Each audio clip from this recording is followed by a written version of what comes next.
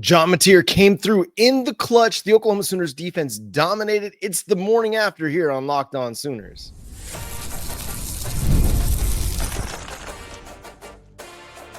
You are Locked On Sooners, your daily podcast on the Oklahoma Sooners. Part of the Locked On Podcast Network, your team every day.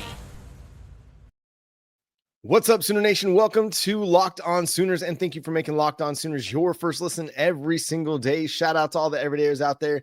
Tune in and subscribe to the show wherever you get your podcasts. We're part of the Locked On Podcast Network, your team every day. Today's episode is brought to you by FanDuel. Right now, new customers can bet just $5, and if your first bet wins, you'll get $300 in bonus bets to use across the app. Download the app today over at FanDuel. I'm John Williams of Sooners Wire at USA Today Sports. You can read my work covering the Sooners over at Sooners Wire. The Oklahoma Sooners had a great day on the defensive side of the ball. Some of the raw numbers might indicate otherwise. Some of the big plays allowed might indicate otherwise. But Oklahoma's defensive front seven absolutely wrecked Auburn's offensive line, their run game, their pass game. It was a great performance. There will be other things that try to take over the narrative of this football game. But really what it came down to is in the second half, and really throughout this whole game, but in the second half in particular, when Oklahoma's defense needed to step up, they did. And they continued to make life incredibly difficult for Auburn. Auburn was able to get some big plays through the first half. Cam Coleman was absolutely awesome. He made some plays in the second half. The defensive pass interferences were a wonderful play call for Hugh Freeze and the Auburn Tigers. But ultimately, it came down to Oklahoma got this game in a script that they want to play in. Get a lead, have a lead late in the fourth quarter at any point in time, and let your pass rush go to work. I mean, the pass rush was great throughout. Obviously, 9 official sacks. One was taken off the board after the officiating crew, I guess, mistakenly attributed a sack to Marvin Jones Jr. on the horse collar. Whatever. 9 sacks on the day and several tackles at the line of scrimmage that would have been sacks had he not made it back to the line of scrimmage. Oklahoma's defensive front, from Marvin Jones Jr. to Taylor Wine to R. Mason Thomas to PJ Adebaware, Danny Okoye, David Stone, Jayden Jackson, Dominic Williams, Grayson Halton. That group was awesome. Absolutely awesome. Lived up to the billing of best defensive line in the SEC, best defensive line in the nation. That's what we were looking to see. A complete performance from that group up front. They got hit for like one big run play after a missed tackle for a 44-yard gain. They got hit for another couple runs that were big or beyond 10 yards, but that was about it. Ultimately, they only allowed 1.9 yards per carry when you include all the sack yardage. You take that 44-yard run off the board, and they allowed less than 3 yards per carry again.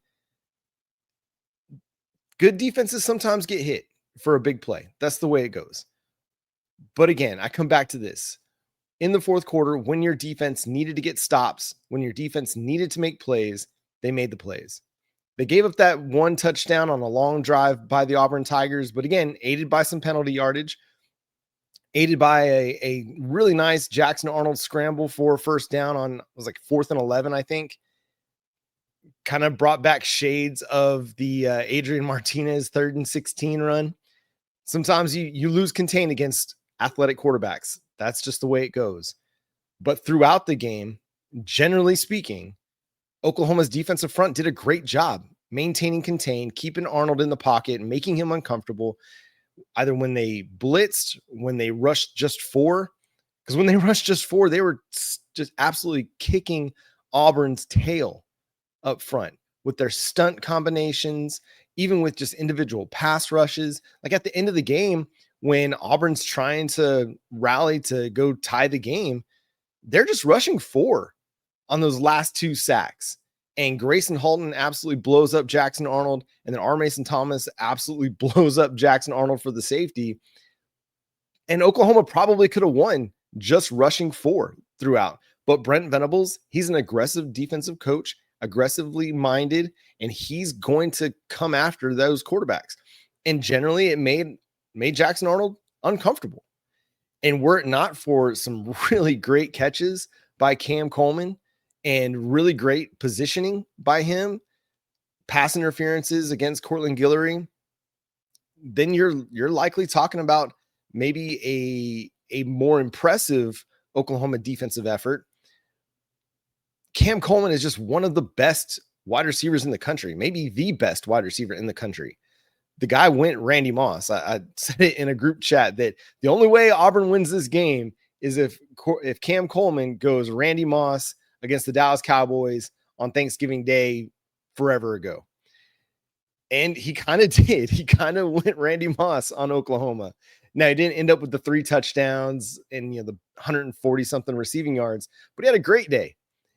And there will be discussions, I'm sure, that Courtland Guillory is not ready, blah, blah, blah. But that's a true freshman going up against one of the best wide receivers in college football and was right with him. Yeah, he got a little grabby and got called for it, but he's going to get better. He's going to learn from all that. Those are the big challenges you want him to face. The coaching staff certainly felt comfortable leaving him on an island against that guy. So they have high expectations and high thoughts of Courtland Guillory. He's going to continue to get better. Front to back, the defense, I thought, really played a great game as a whole. Billy Bowman, I thought, had a wonderful game. Several opportunities for big plays. Had almost an interception, but, got a little over exuberant and just overran the ball. But, yeah, I mean, so many dudes with great performances. Jayden Jackson had 2.5 sacks in this game. All of last year, he had 2 sacks. So that dude's stock continues to go up, continues to trend in a really positive direction with 2.5 sacks, 2.5 tackles for loss. David Stone, my goodness, dude, where you came out of nowhere. This is the breakout game for David Stone. Ended up with a big day himself. 5 total tackles and a sack. 4 of those were solo tackles. Dude, David Stone breakout game was ready, man. He was ready for this one. And I mean, absolutely blowing up Auburn's offensive line throughout. Dominic Williams had a really good game. I thought the guys on the edge played well for the most part. Adepoju Adebawore just on the jet sweep touchdown by Malcolm Simmons. If PJ just kind of breaks down and continues to stretch that play wide, that's not a touchdown. He's not going to get beat to the wide side, but he kind of loses his feet, dives at the guy, and doesn't have great technique, and they're able to score. But if he just kind of stands up and keeps running with him wide and continues to stretch that play out to the sideline, it's probably going to run out of bounds or maybe even be a tackle for loss eventually. But or if he maintains contain and forces it back inside, they might get a tackle for loss there too, because there was another Oklahoma defender there. But again, this guy had to play a lot more because Mason Thomas was out. But overall, I thought he played well. And I thought the defensive line, again, as a whole, Todd Bates group, Miguel Chavis group, they played sound football in this one. And that's what helped Oklahoma get this win. The linebacker core with Kip and Kobe McKenzie and Samuel Masigo and Owen Heineke, I thought played well again. Those guys are just really, really good. That's a really good foursome. Kendall Daniels played really well. Kip Lewis ended up leading the team in total tackles with 10, 3 solo, half a sack, and a tackle for loss. So, yeah, defensively, man, this team can go win you a lot of football games. And they're going to. They're going to keep Oklahoma in a lot of football games, and they're going to outright win some football games for Oklahoma. The schedule remains tough. We'll break that down, I'm sure, as we continue to go along. Oklahoma's going to have a bye week next week, a chance to regroup, refresh, re-energize, get a little bit healthier, and then get ready for Kent State. But defensively, I mean, it's A+ marks for Oklahoma through 4 games in the season, in my opinion. John Mateer might not have started off great, but he finished great. And we'll discuss that coming up next here on Locked On Sooners.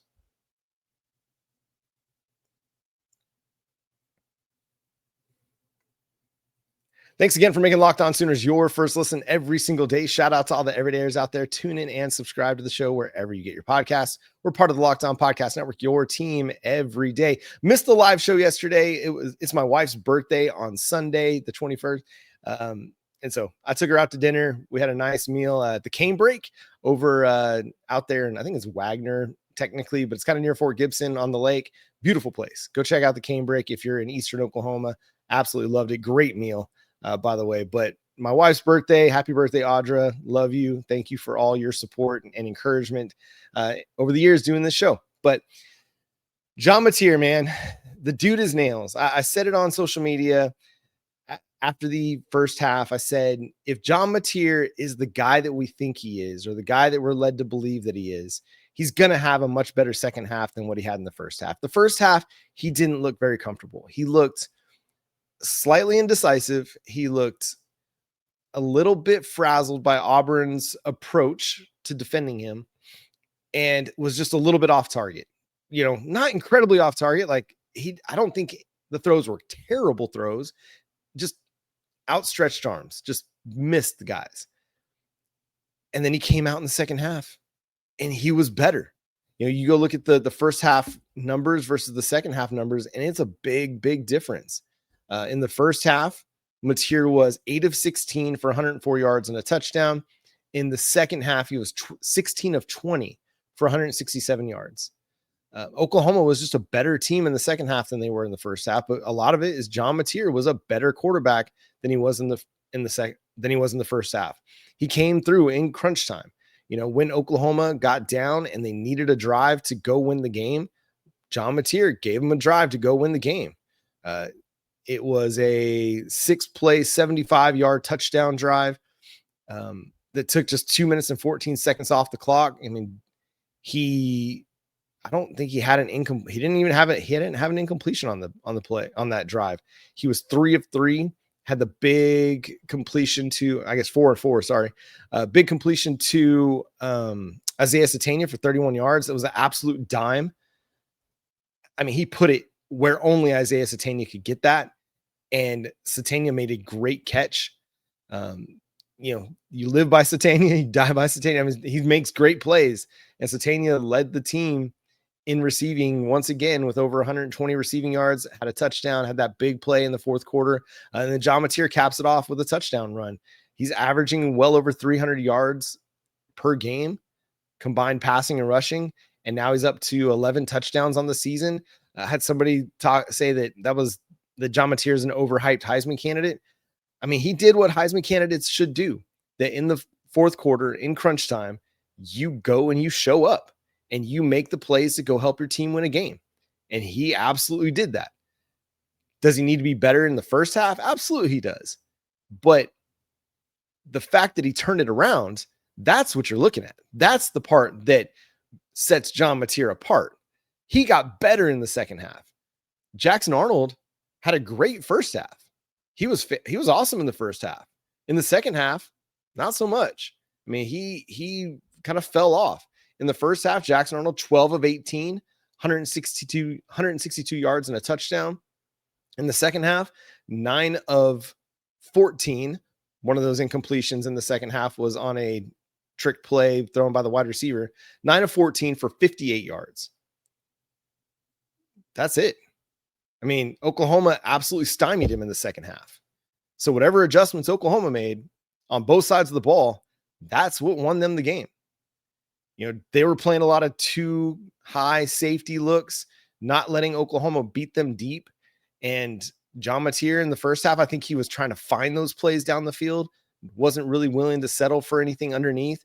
But in the second half, they started running a lot more mesh concepts, hitting that drag route, coming across the field.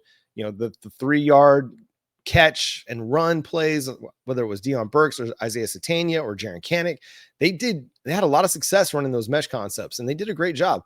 And that's what helped them start kind of opening up things in the offense, and it allowed them to move the ball pretty quickly and get down the field and go make plays. And when you needed him to hit a run, because he wasn't really able to find a whole lot of running room throughout the game, but he found it on that last Oklahoma offensive drive, 9-yard touchdown run. So I don't know what more you want from a guy. Yes, you want him to play better in the first half, but again, I think that's a really good Auburn defense.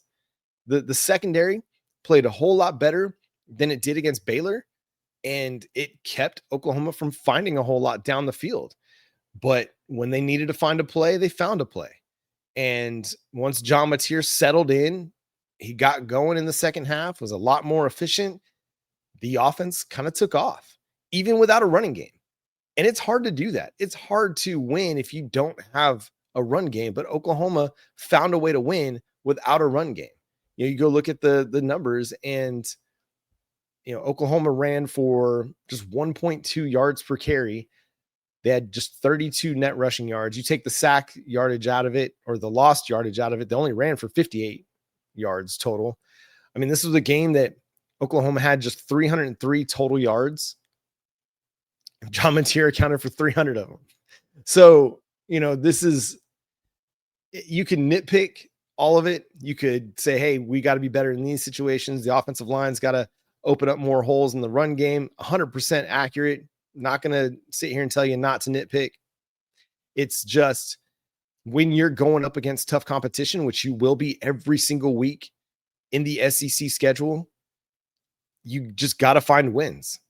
And you found one. Whatever led to it, whatever might have aided the win, you found a win. They're not going to take the win back. They're not going to replay the game. They're not going to replay certain downs. They're not going to change scores. You got to win. And you're never going to apologize for winning, however it comes. And the wins are so hard to come by sometimes. And we've seen it. We saw last year how hard wins are to come by. You're 4-0. You got one with an offensive performance that, again, started slow because you couldn't really get the ground game going in the first half. John Mateer wasn't super efficient, but in the second half, you did just enough offensively to win the game. That's all that matters. I think they're going to get better. I think they'll play some better defenses in some ways, and some defenses that maybe aren't as good as we go through this season. I mean, that Texas game obviously looms large in a few weeks, but you're going to have a chance to go into that one undefeated. I say a chance just out of respect for Kent State, but great chance that you're going to be undefeated. A 99.9% chance you're going to be undefeated going into the Texas game. And then you've got the rest of the schedule ahead of you, and you can write your own story. And John Mateer is going to have a chance to do some big things. He'll be better than what he was on Saturday. He'll be more efficient than what he was on Saturday. Ben Arbuckle will help him be more efficient than what he was on Saturday, where they'll make some adjustments a little bit earlier in the game, maybe to get the offense going. When they're trying to drop everybody back, run a little bit more mesh, run a little bit more short completion stuff, because he was looking to the intermediate part of the field. He just wasn't finding anything that he was comfortable throwing to. And when that's the case, you're going to kind of hold the ball a little bit too long. And we saw that, and it ended up getting him pressured a little bit more than maybe what he would have liked. But he was only pressured on 9 of his 22 dropbacks, or 9 dropbacks for 22% of his dropbacks. But he was 1 of 7 on those plays where he was pressured. And I think a lot of it was because he just holding on to the ball. He held the ball like it was 3.52 seconds on those throws. So he's trying to find something down the field. It's just not there. And that's what's leading to the pressure. But when he was kept clean and not under pressure, he completed 80% of his passes, 24 of 30. That's ridiculous. And he was kept clean on 78% of his dropbacks. Like, that's a great performance from the offensive line in pass protection, because Auburn has a good defensive front. They've got great edge players that are going to be playing on Sundays, and they have a really good defensive coordinator in DJ Durkin that threw some late blitzes at him that did catch him off guard, but he was still able to find things eventually. So I was thrilled with John Mateer's performance. Again, you did enough to win the football game. Everybody was wondering, could John Mateer hold up against higher quality competition? And so against Michigan and against Auburn, so far, so good. He threw for 270 passing yards against Michigan, 271 against Auburn. What more could you ask for, right? What more could you ask for? Just a great performance from John Mateer in the second half. Again, first half, get a little bit cleaner, a little bit more efficient. But when you show up in crunch time, you're allowed to rewrite the game narrative like that. So good performance by John Mateer. We'll close it up with a few more observations in the morning after here on Locked On Sooners, especially Isaiah Sategna's big day. We'll continue to talk defense, talk about the offensive line, just all of the overarching things, and then just where Oklahoma goes from here. Coming up here on Locked On Sooners. And today's episode is brought to you by FanDuel. The NFL season is here, and FanDuel is making sure you're ready for kickoff with a can't-miss offer. Right now, new customers can bet just $5, and if your bet wins, you'll get $300 in bonus bets to use across the app. It makes every game more exciting, whether you're watching your team or just keeping an eye on your fantasy lineup. It's quick, easy, and the best way to add a little more energy to Sundays.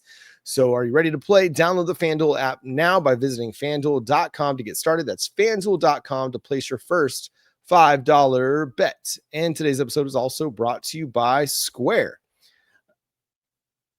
Your favorite neighborhood spots run on Square. There are certain businesses that truly make the neighborhood feel like home, whether it's the local sports bar, packed on game days, the coffee shop that knows your order by heart, or the corner deli that's been serving your community for decades. These are the places that bring people together. When neighborhood businesses thrive, the whole neighborhood thrives. For us, we are not in Norman, but when we were married, we used a Norman company, Abbey Road Catering, for our catering services when we got married back in 2010. And they have been a Norman institution for years. I'm just gonna pop up a little picture from our wedding of the great work done by Chris Abbey and her crew. I mean, look at that beautiful spread. If you're watching with us on YouTube, it was immaculate. They put together such a great spread. Our friends and family absolutely loved it. And Chris Abbey and Abbey Road Catering was so easy to work with back then. And I'm sure it's the same now. And Square is where they're one of the big partners of Abbey Road Catering and more than 4 million neighborhood businesses around the world. You can go to square.com/go/lockedoncollege to learn more. But before you go support your favorite neighborhood spot. You'll be happy you did. Square, see you in the neighborhood. Once again, thanks for making Locked On Sooners your first listen every single day. Shout out to all the everydayers out there. Tune in and subscribe to the show wherever you get your podcasts. We're part of the Locked On Podcast Network, your team every day. So again, so many things will be discussed about this game, from the officiating, from some of the plays that didn't go Auburn's way. And I get that. I'm not going to sit here and gaslight you and tell you that those plays didn't matter. They did matter. They mattered to the outcome of the game. I'm also going to tell you that the pick play that got called on Isaiah Sategna that was quote unquote offensive pass interference. I mean, he ran that play about as cleanly as you possibly could run. I mean, that was a legal pick play. He ran his route. Did he make contact with the cornerback? Absolutely he did. But that's how you're supposed to run a pick play. You run your route and it worked. And that took a field goal off the board for the Oklahoma Sooners. So if we want to talk about plays that took points off the board for a team, that's 100% a play that took points off the board for a team. You could talk about the missed defensive pass interference call that was on Gentry Williams on the trick play, but Auburn ultimately got points on that one. You could talk about the fumble overturn. Referees miss stuff all the time. You could talk about the Isaiah Sategna play. Referees miss stuff all the time. There's holding on every play, right? There's defensive pass interference. You could probably call it on every single play down the field. Referees miss stuff. Ultimately, what this game comes down to, and credit to some of the Auburn people, I've seen it out there. They aren't completely putting this all on the officiating. Is part of it? Yeah, you can't talk about this game without talking a little bit about the officiating. But to their credit, they're also talking about how Auburn couldn't protect Jackson Arnold, how Auburn gave up 9 sacks in this game.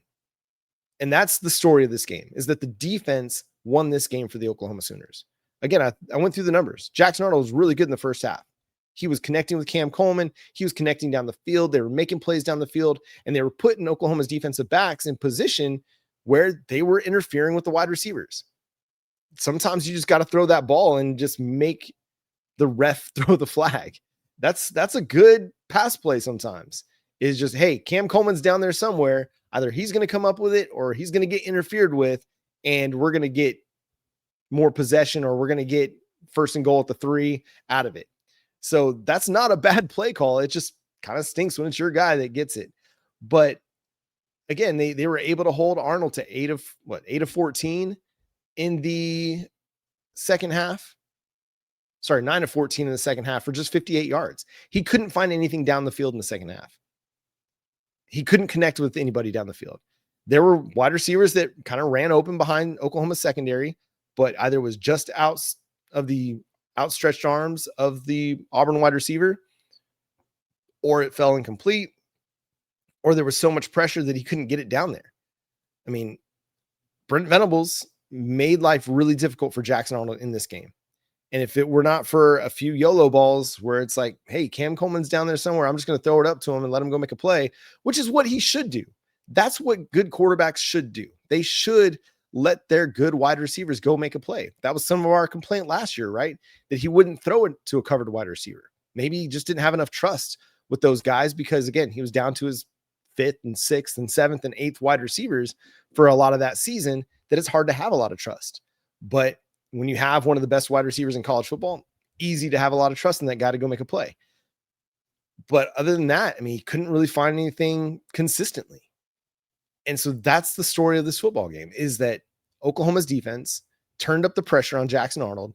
And when he didn't like what he saw down the field and he tried to tuck and run, generally he couldn't find any running lanes. He couldn't find a whole lot to work with. So it was an awesome performance by this defense. Also, got to give flowers to the offensive line. I know that they didn't do a lot in the run game. It wasn't a great run blocking performance, which has been kind of the story of this year for the offensive line, but they were good enough in pass pro. They held up for the most part in pass protection. A strong performance from those guys, especially with guys like Jake Michla, Fabechi Wewu, banged up, battling ankle injuries. Huge, man. You've got to show up in big games, and this was a big game. What it means for the rest of the season, we'll see. You get a week off here to rest up and heal up, and then you get Kent State.